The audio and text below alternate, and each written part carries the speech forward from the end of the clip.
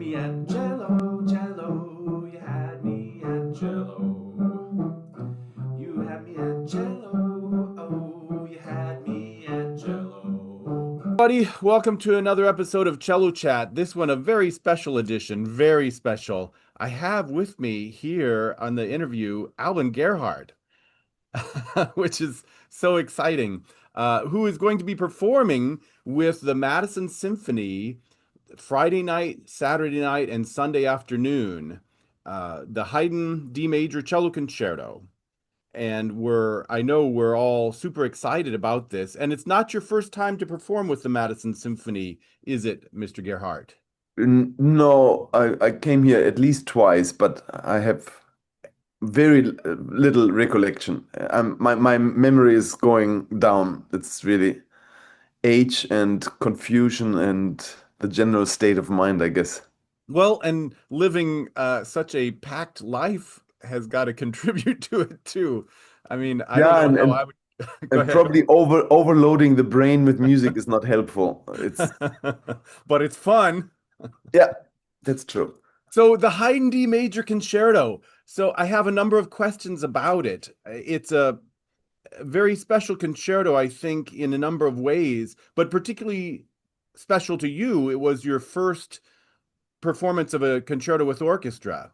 Yeah, I was still a teenager. I mean, I was not a child prodigy and I didn't have any kind of career.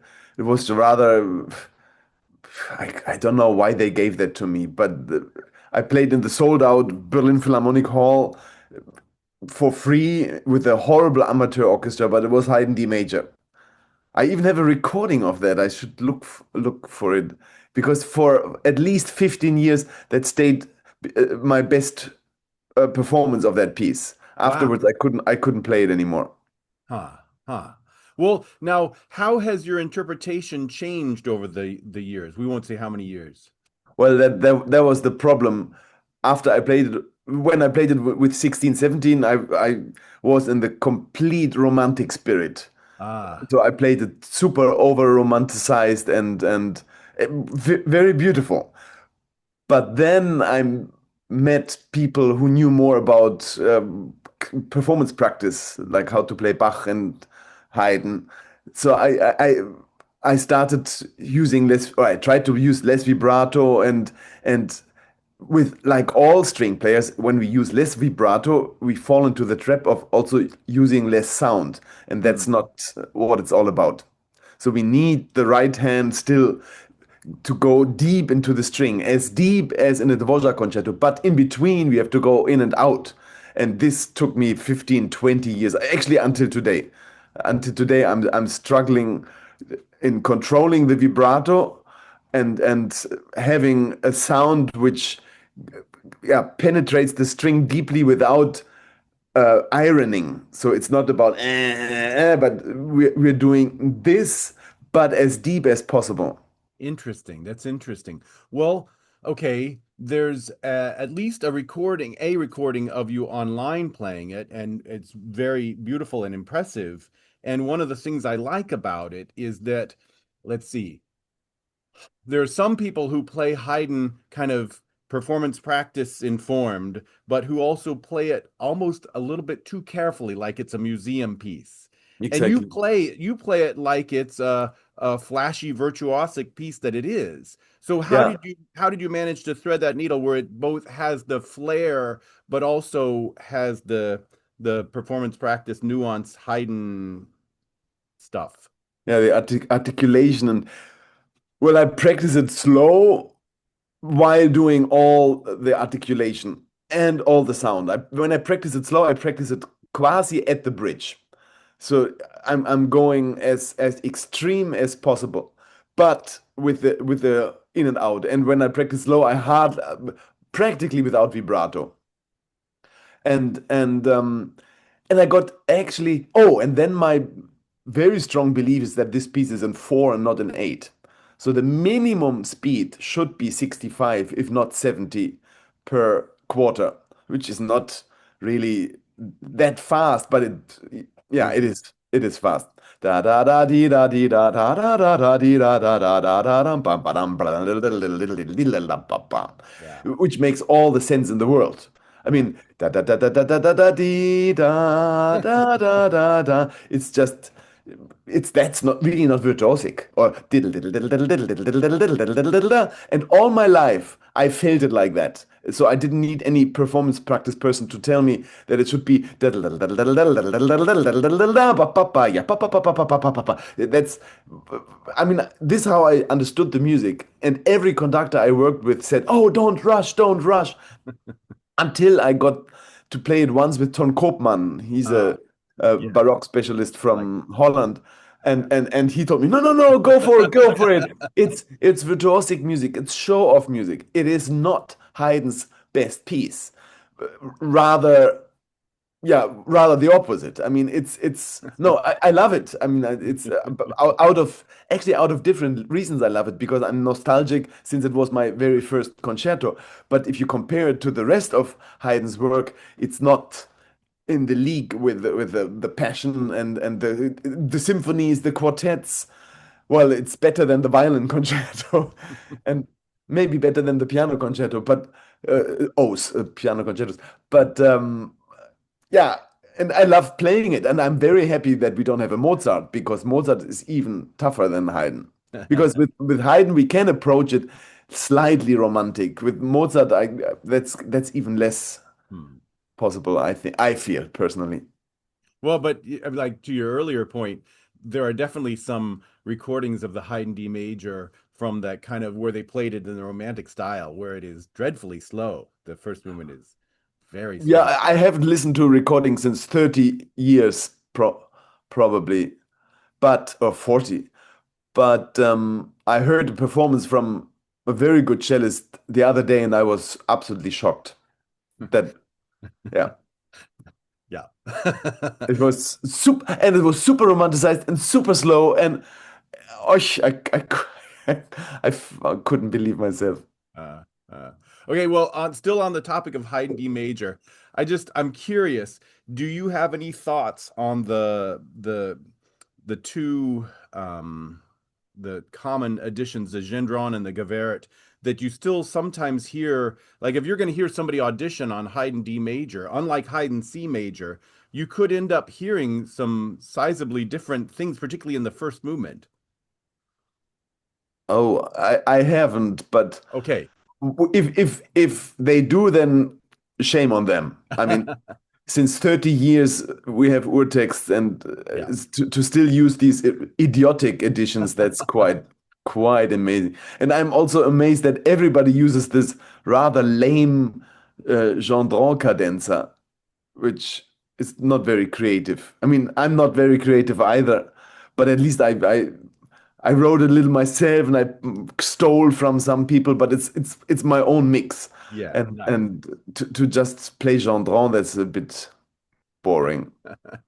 But I guess it's good for an audition because then the orchestras have it easier to compare. That's what I hope is the reason. Otherwise, Mhm. yeah, well, but we cellists, we're not the most creative bunch. We are very creative in our facial expressions, but and in the choreography, that's quite amazing. That's actually really quite amazing. I gave a master class the other day, and the playing was really not great, but the head shaking, like what's that with the head shaking? I really don't get it. Is it I can't believe I'm so good, or I can't believe the piece is so great, or actually to the and I'm never mean in a class. So, but to this one person, I said, "Listen, you played well." Oh, actually, she was good. And so I said, "You played well. There was no reason to shake your head about your performance." And and she was yeah, she didn't quite understand my point, I guess. But it's really, it doesn't make any sense. I mean, they saw it from somewhere. Yeah. What is that? It's really, people look in the mirror when you play and just don't do anything. Yeah, I mean, record you don't have to. If there's some sentiment in the face, sure, but all these theatrics, cello playing is difficult enough. If you want to do it well, you actually need to focus. There's so much to focus on. There's intonation, vibrato, sound, phrasing, the music itself. I mean, if you do it well, you actually and I always I felt an envy when I saw there's a accordion player, Ksenia Sidorova, and she played duo with a lute player, Israeli fellow, very good, or yeah, something like that, lute or something, mandolin. All right. And both of them, they had so much fun and they were smiling and I thought, shit. And I always looked like I want to kill somebody. But then I realized cello playing is more difficult than accordion, and because both of them played super well. I mean, and or maybe I'm just an idiot. I'm just a German serial killer. No idea. Well, I tell you, playing cello concertos is definitely super difficult. And I've got to go next to that, what is it, Piatigorsky quote about Rostropovich. Yeah, he's a good cellist, but he keeps playing the same 50 cello concertos over and over and over. And it's something like that. I'm paraphrasing at least a little bit. And you know at least that many cello concertos, it seems. But that's quite unfair of Piatigorsky, because Rostropovich was one of the guys who really enriched the repertoire hugely. Yeah. And to play 50 cello concertos over and over, that's more than any cellist nowadays. Right. I think nobody he was plays joking. 50 concertos over and over. No, I think he They was play joking. 10 concertos over and over. Right. But I mean, really, your repertoire, the repertoire list, even on your webpage, I'm not even sure if that's the complete list, given the recordings that are out there of you just playing just everything, it seems, written for cello. So my question is, so there are a number of young cellists who will be watching this, for example, who go through repertoire at a certain rate, and it kind of takes them, they allow it to take them a long time for it to become their own, you know? And you seem to just, oh, here's a new cello concerto, and the next day it's yours. So, I mean, if I'm right, what is it? Can you say something about how your mindset is to just go through and learn and internalize a piece incredibly rapidly? Well, I force myself to play everything by heart. So there is no, I mean, if you ever see me with sheet music in front of me, that is proof that I didn't practice. Because the cello repertoire is so easy that actually we don't need to practice that much compared to violin and piano. So I mean, in chamber music, we can sight read everything practically, with some exceptions here and there, but then you practice for an hour and then that's it. So that's why I personally don't like myself in chamber music, because I just don't practice enough. And I hate myself when I sit there and I'm not really well prepared. And I'm so spoiled because normally I'm very well prepared, because I force myself to memorize even that's actually why my repertoire is not that wide. If I play duo repertoire, it's more or less the same pieces. I'm too lazy. So and even the concerto repertoire is not that, I don't play that many modern concertos. It's not even double digits, I think. Wow. I premiered 3, and those I memorized at the premiere, and then Pincher and Dutilleux and Lutosławski doesn't count as modern actually anymore. That's like 60 years ago or something, 50. Yeah, I guess just the But to answer your question, yes, to immediately start memorizing it, and then you make it your own anyway. And from day one on, my goal is to memorize.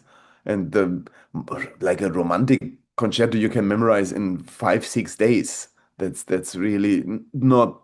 It's so logical that it falls into place.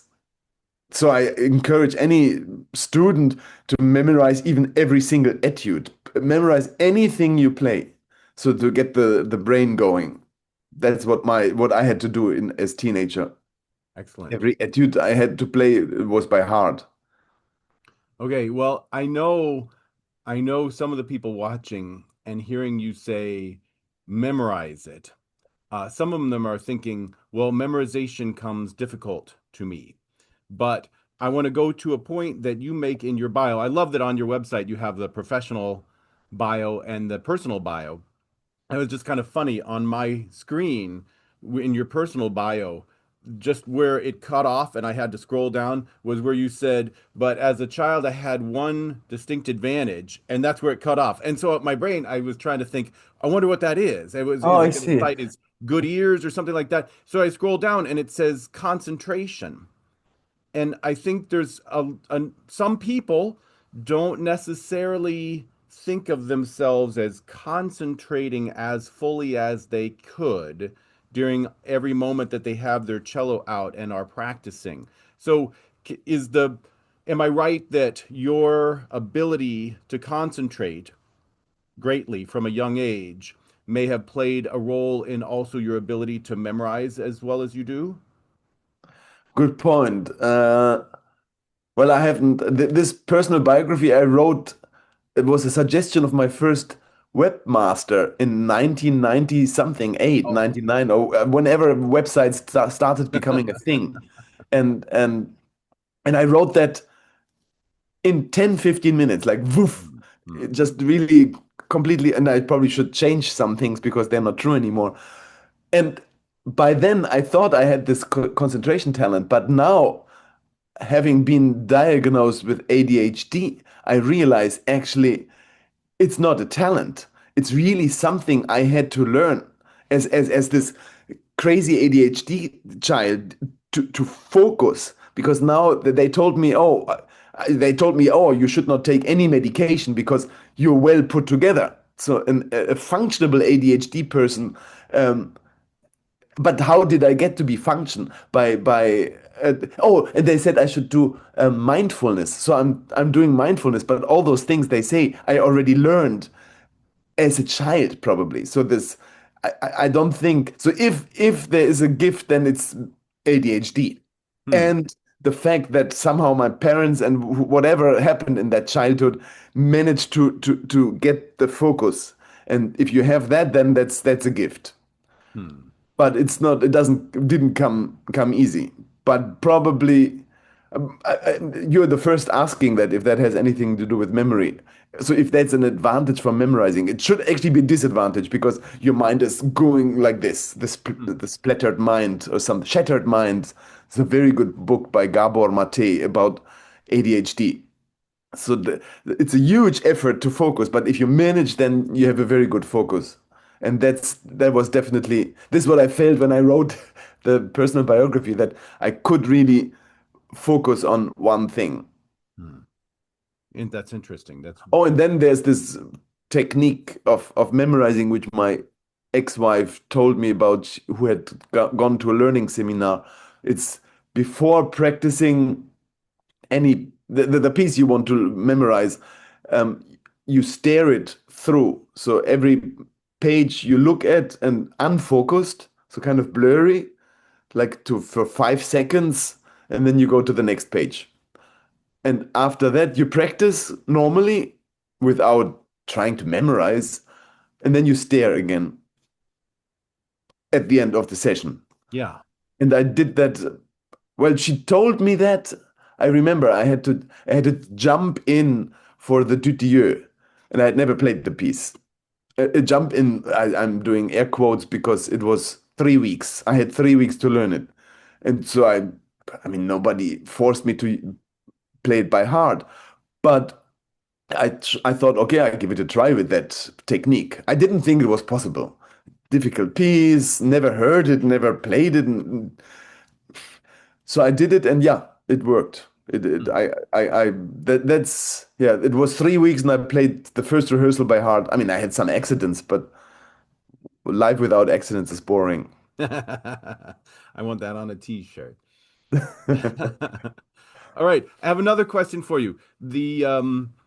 another thing that you had mentioned on your website is when you studied with, I want to get the name right, Pergamenchikov, Yes. and he worked with you on sound production, tone and sound production.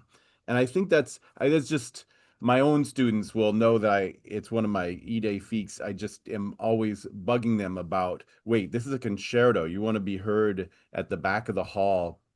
So I think even in auditions, concerto competitions, I hear some people who have not put enough stock in the importance of projecting their sound.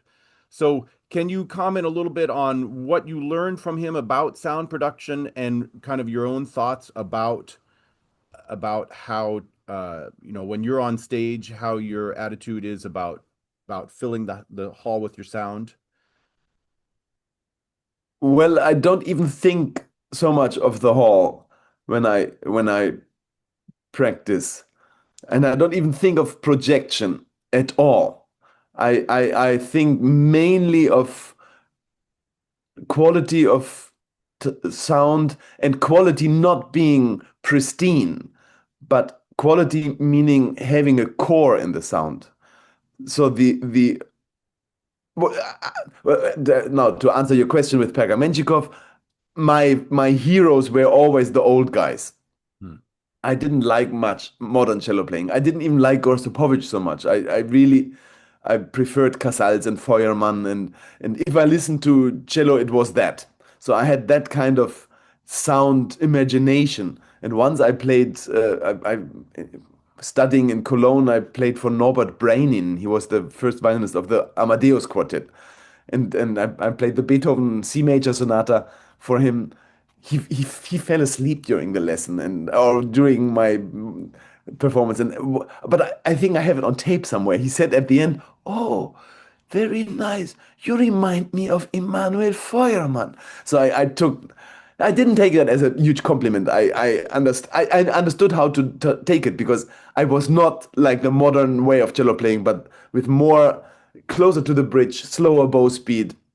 And what Pergamenchikov did, he said, well, I, you have to sometimes use more bow speed. And I was always against too much bow speed. And he saw in my face that I didn't like it. And he said, Alban, no worries. You don't have to play all the time like that, but you should be at least able to do it sometimes.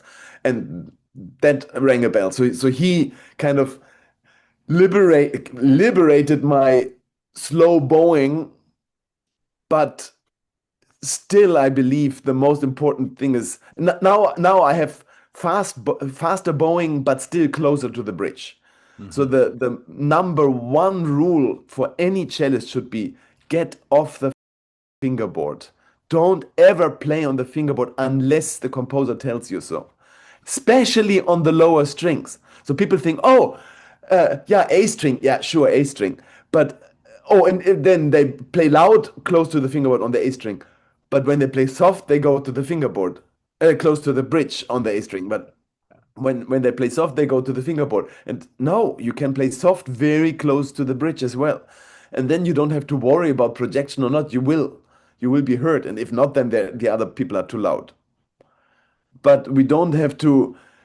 I see people actually using, and that's 90% of more cello players than violin players. Violin players have more difference in bowing with the same bow speed. Using the full bow permanently on the lower strings, hardly ever with quality of sound. And I refer to it as the vacuum cleaner sound, which I was just judging a competition, and there were chamber ensembles, and I would have given every single cellist at best a D.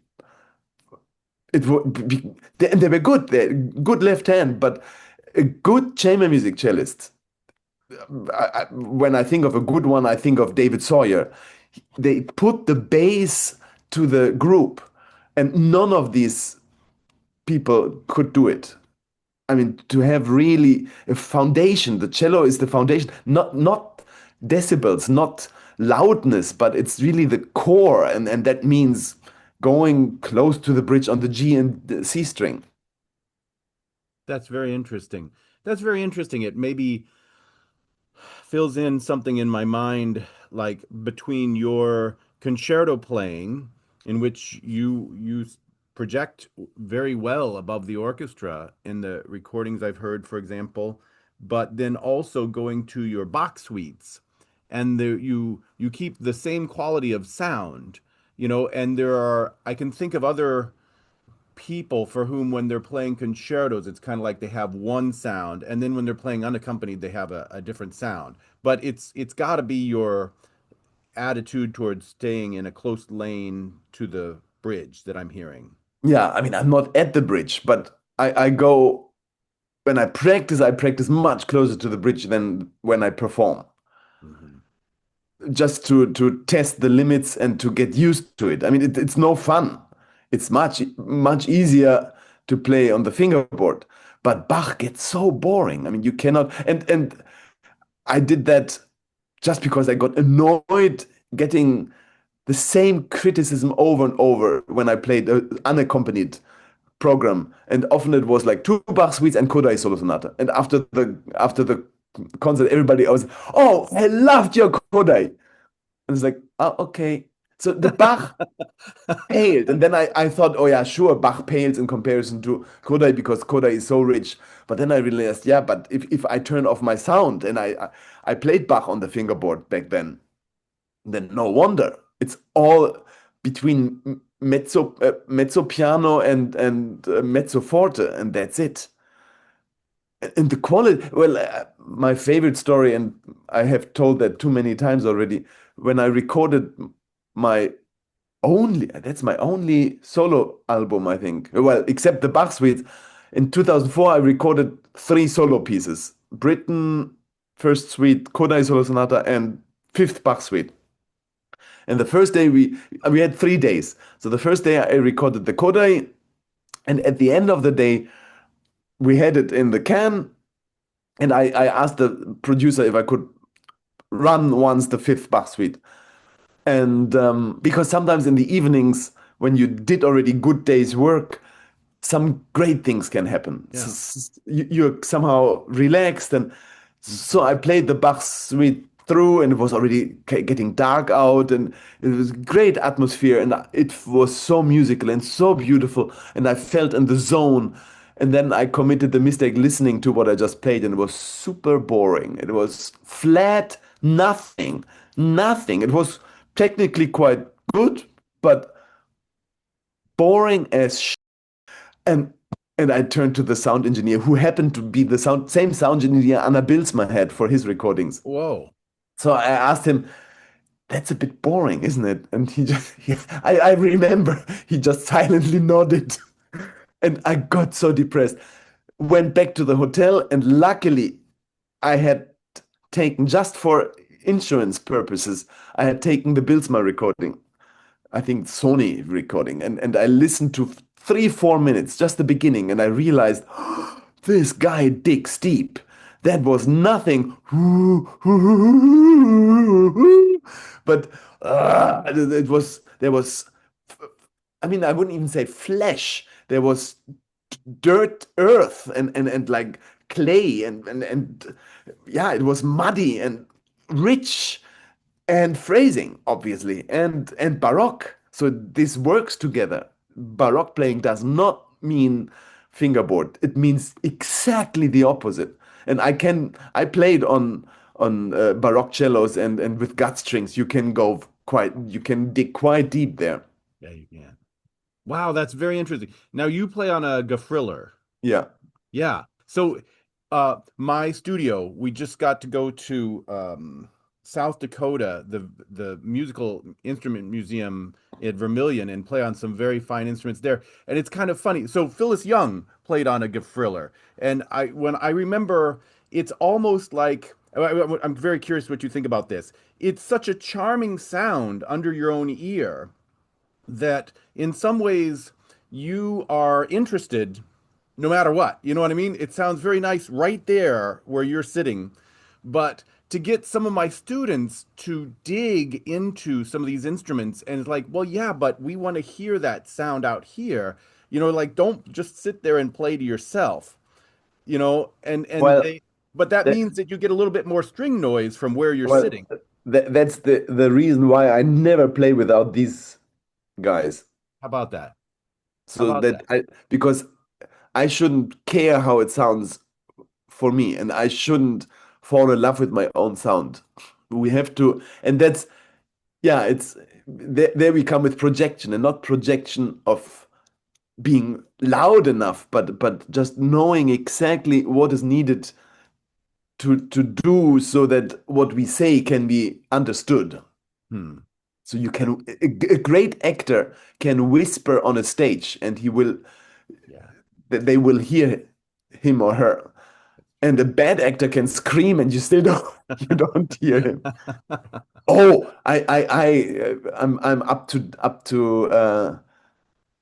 to date. I made myself up to date last night with the morning show. Do you know the morning show? Yes. Apple TV. Apropos great acting, there is Marion Cotillard, the Uh-huh. French, and she has some screaming to do there. Wow, there you can, if a woman actress can scream, so what's the word, convincingly, Mm. then she's a great actress. And that was amazing. And that was, I think, the best screaming I've heard from a woman. Phenomenal. How about that? She's the real deal. It's hilarious. All right. Well, I have to tell the viewers out there, you need to go to watch Madison Symphony with Alban Gerhardt playing the Haydn D major. A Friday night, Saturday night, or Sunday night. It's easy. You go to overture.org to get tickets, or if you just Google Madison Symphony and Alban Gerhardt, it's easy to get tickets. You're also doing a master class from 1 to 3 tomorrow Oh yeah. on Friday. And then I just also want to mention, I hope if anybody out there hasn't checked out all of your resources, not only your website and all the recordings that are available online, but you're also, I have to say, very generous with your own thoughts about cello playing on a lot of very valuable, instructive videos. I love your, like getting inside the bow hold, for example. And it's not about the fancy strokes, it's about the day to day. Every time we move the bow and the what flexibility and what kind of like where the stroke is coming from and all these things. Anyway, highly recommend. So, Thanks. Well, what you saw is just the very tip of the iceberg. The real is all. There was a Corona project on Patreon where there are like hundreds hours of videos where I go into much more detail with explaining. I have these 10 daily routines I do every day. I will do them right now. Um, Starting with something called banana bow, and really focusing. The first three exercises are all bow related and super simple, and then some Kosman and Feuillard, but so efficient that actually, if they change the repertoire for tonight and they do Haydn instead of Haydn, they do Prokofiev. I could do Prokofiev as well, because with this, if one you people don't have to use my daily routines, but to have a routine which puts the hand in such shape that it can practically play everything. It's makes life much easier. outstanding, outstanding. Wow, lots of words of inspiration. And like I say, everybody go hear this concert, one of them at least, and it's going to be great. And you have a lot of upcoming concerts throughout the rest of the year and through the spring. So we'll all be excitedly following your very impressive track record of representing cello and cello playing. Thanks, Benjamin. Thank you. It's been a real pleasure. You had me at cello.